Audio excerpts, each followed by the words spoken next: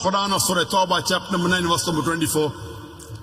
Allah is saying, "Qul in kana aba'akum," whether it be for fathers. And you know the Quran respects the parents the highest after Allah subhanahu wa ta'ala.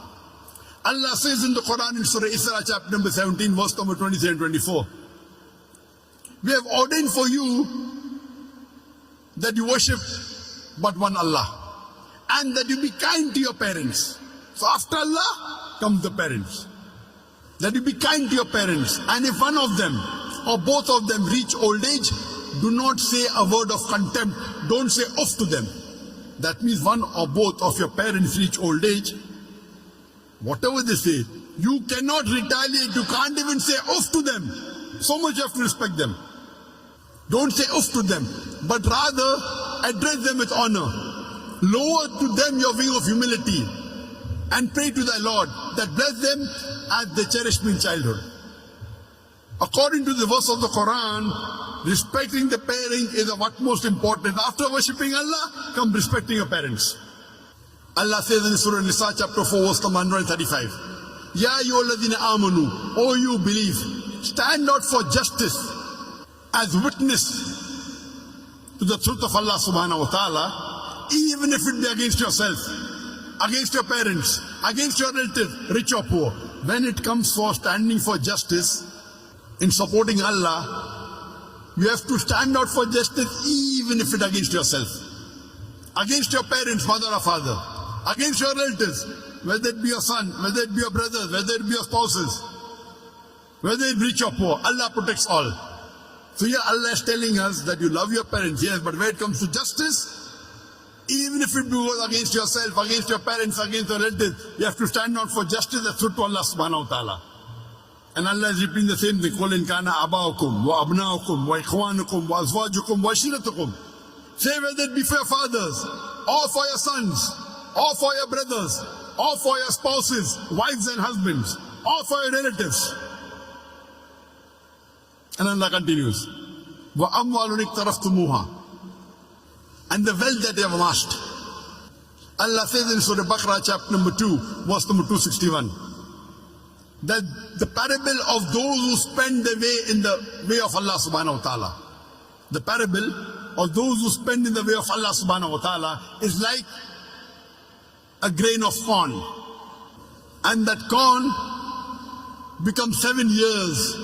Each year bearing 100 corns. That means that one grain becomes 700 grains. Allah says, if you spend in the way of Allah, Allah will give you 700 times profit.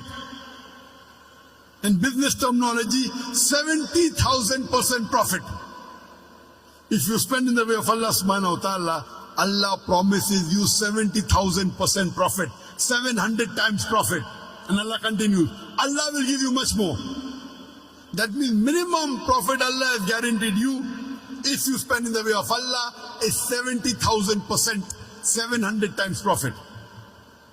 Allah continues, وَأَمْوَالٌ اقْتَرَفْتُمُوهَا وَتِجَارَةٌ تَخْشَوْنَ كَسَادَهَا وَمَسَاكِنُ تَرْضَوْنَهَا. The wealth you have amassed, the business in which you deal, the house in which you live. What are your considerations? Why are you afraid to do dawah? Why are you afraid to go for jihad in the way of Allah subhanahu wa ta'ala? Striving in the way of Allah subhanahu wa ta'ala. Are you worried about your wealth? The business in which you deal? Okay, if I do dawah with a non-Muslim, maybe I will lose my business. Maybe I'll have less customers. The wealth you have amassed, the business in which you deal, the house in which you live.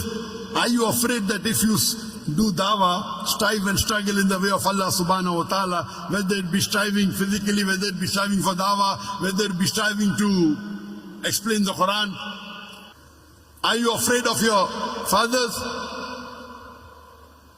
of your sons, of your brothers, of your spouses, wives and husbands, of your relatives, the wealth you have amassed, the business in which you deal, the house in which you live?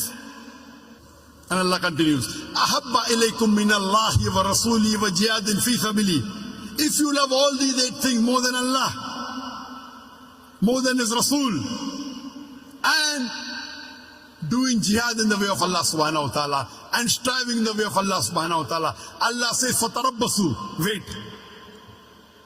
When Allah says wait, what does he mean? He's giving you a warning. For example, in a school, there is a bully who bullies a junior student. And the junior student tells that big bully who's a senior student, wait till I get my elder brother. And his elder brother happens to be a big gangster.